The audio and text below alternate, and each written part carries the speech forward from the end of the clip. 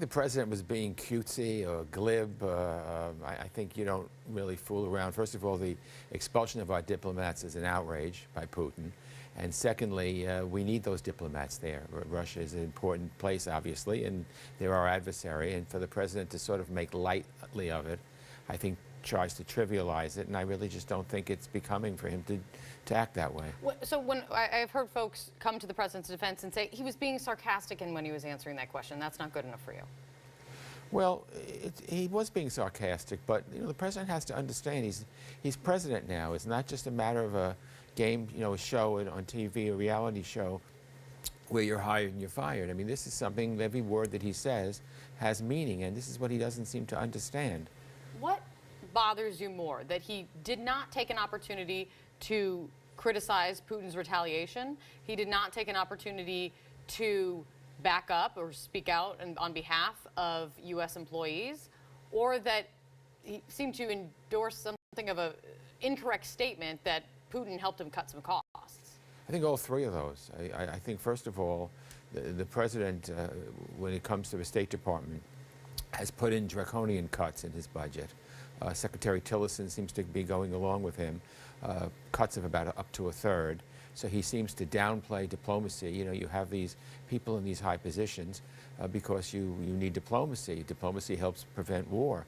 So the president wants to add to the defense budget and cut from the State Department, and that's just not something that can easily be sustained. So I just don't know anymore. I don't know whether it's flippant, whether he just comes out with things. I think it's all of the above, actually, and I don't think it's right. Which one do you think it is? Do you think he's being flippant? I mean, why do you think he is hesitant to criticize Vladimir Putin when that seemed a perfect opportunity? Well, I think he's never criticized Vladimir Putin, and none of us can really understand that. He seems to think that Vladimir Putin's a good friend to him and a friend to the United States, when Vladimir Putin, we all know, interfered in our elections and has shown time and time again that he's an adversary. I'm sorry he's an adversary. I don't think it's things that we did that made him an adversary. He decided to be an adversary. But you have to have this with your eyes wide open, and the president doesn't seem to want to do that. Let me ask you about the crisis facing the country right now on North Korea. The country put out a statement saying that President Trump is pushing the world to the brink of nuclear war. Is President Trump driving this, or is North Korea?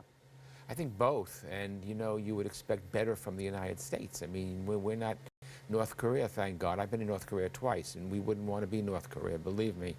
The president has to act like the president of the United States. When you hear words come out of his mouth, it seems like they could come out of the mouth of Kim Jong-un.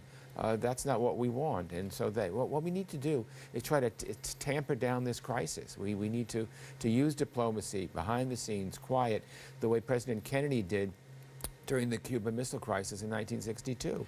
But you have been highly critical of the president's remarks on this issue, of course, but as the president has said, there have been 30 years of examples of bipartisan failure in getting North Korea to stop moving towards where they are basically right now. Why not try a different path? Well, I think that there has been failure, but you don't substitute failure with rhetoric that would guarantee there to be failure, and you don't play games and sort of dance on the line of nuclear war. I mean, if there have been mistakes made in the past under all administrations, and it's true. The mistake that nobody made but that Trump is making is making the rhetoric, turning up the volume on the rhetoric. We need behind-the-scenes, quiet diplomacy. We may not like China, but we need them to help us. We may not like other countries, but we need them to help us.